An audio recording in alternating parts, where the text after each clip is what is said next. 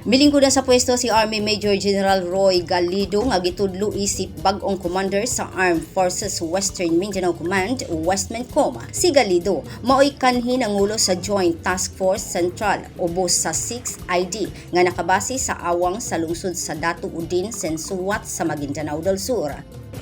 I'm 100% sure, agree, that is only through our concerted effort that this will be achieved. Thus, on the part of the AFP,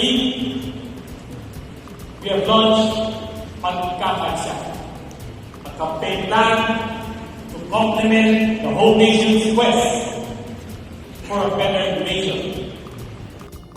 Gipulihan ni Galido si Brigadier General Arturo Rojas. Si General Rojas gitudlo isip bag-ong commander sa Special Operation Command sa AFP nga nakabase sa 4th Magsaysay, Cabanatuan City. Si Galido na karon ang mangulo sa tanang aktibidad, ilabi na sa mga operasyon sa militar sa Sulu ug Basilan nga mao'y balwarte sa bandidong Abu Sayyaf. Grace Alcunaba, Newsline Philippines, Basilan Province. Stay safe.